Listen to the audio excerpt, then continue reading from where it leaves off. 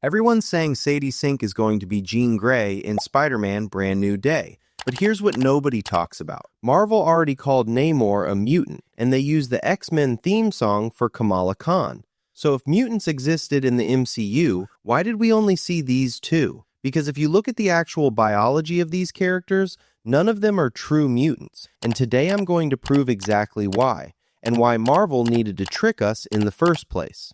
Before we get into Namor, you need to understand one thing. Not every powered being in the MCU is the same category. There are actually 3 completely different classes, and Marvel never explains the difference on screen. That's the whole trick. Class 1. Mutates. Normal humans whose DNA changed after they were born. Spider-Man got bitten, Hulk got gamma radiation, Captain America got the serum, Black Panther got the heart-shaped herb. They were altered after birth, not born with anything. Class 2. Biological mutants. These are beings born with genetic anomalies because of something in their ancestry. They inherited it. They didn't choose it. But here's the key. It's not necessary that they have the X gene. In real life, we call this a biological mutation too, like albinism, born different due to genetics, not a Marvel mutant. Class 3. The actual mutant species. Homo superior, X gene carriers, people like the X-Men. You must carry the X gene by birth.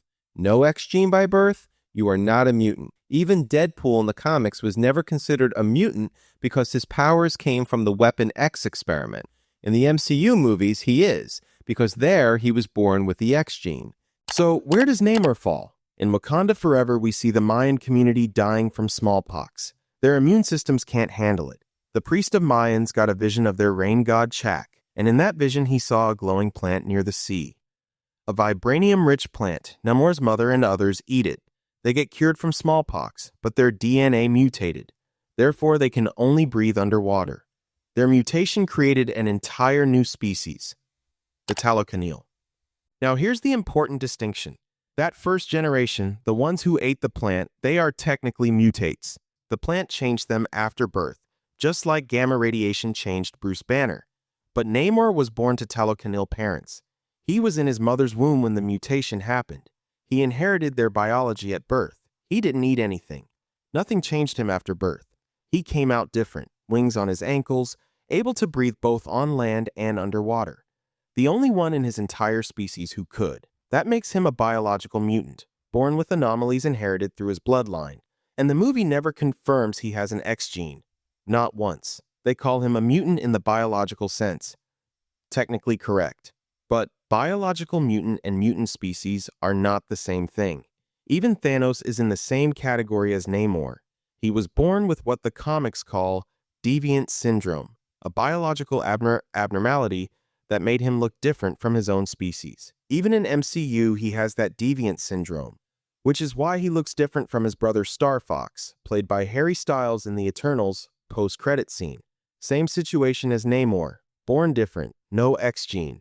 Now this is why Marvel uses the word mutant for Namor in a biological sense, which is accurate, but they don't use or mention X gene. Marvel knew that most people don't know the difference between biological mutants and Homo superior mutant species. If they mentioned X gene, they had to explain where it came from, and many plot holes would be created. Namor was easy to debunk, but Kamala Khan, Marvel made this one harder to let go of. And here's why. In the Ms. Marvel show in the final episode, Bruno tells Kamala that something is different with her DNA genes, like a mutation. He told her that the power is coming from her, not from the bangle. They also played the X-Men animated series theme song in the background, but only for the audience. That doesn't prove she has an X gene. She is a new human, and there is evidence. If you pay attention, you see her powers were completely dormant for her entire life. For 16 years, nothing happened. Everything happened after she wore the bangle. Now look at the X-Men universe, or comics. The X gene is not activated that way. It activates within puberty, extreme stress, emotional trauma, or something internal that triggers it. Nobody in the X-Men universe wears a bracelet and says, "Hey dude, I get the power, I have X gene now." This is not how Homo superiority works. Now as you know, the bangle is made by Kree. They called them Kree quantum bands. That's the same technology Dar-Ben used in the Marvels to tear holes through space-time. Why can only Kamala interact with this kind of energy? Because of her bloodline.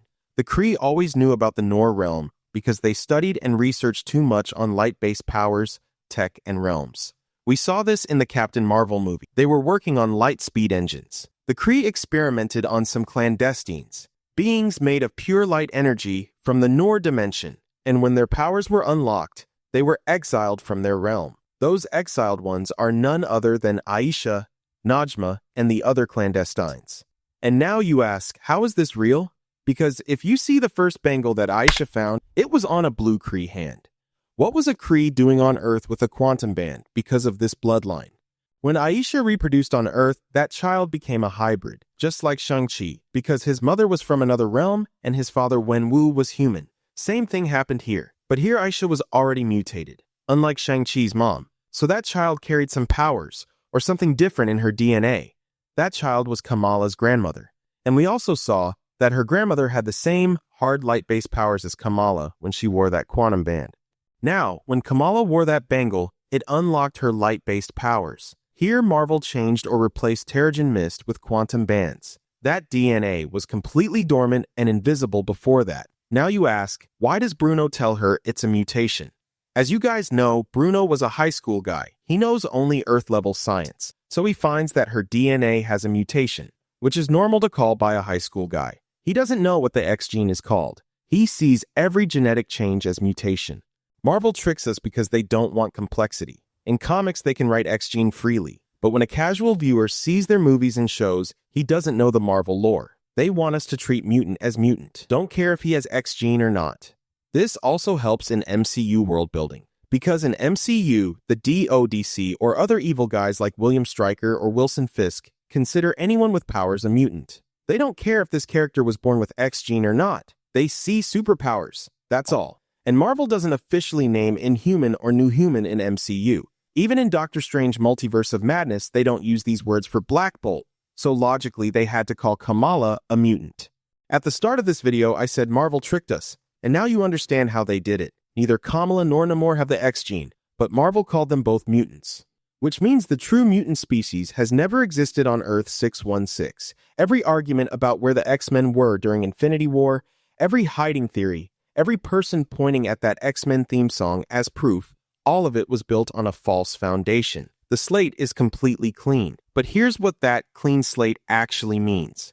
If the X gene never existed naturally on this planet, and Jean Grey is about to appear in Spider-Man, Brand New Day, something created it, something specific, something that already happened inside the MCU timeline, something most people watched and completely missed what it actually did. The event already occurred. The first generation already exists. They're already growing up. So the real question isn't where the X-Men were. The real question is, what created them? And do you think you know the answer? Drop it in the comments.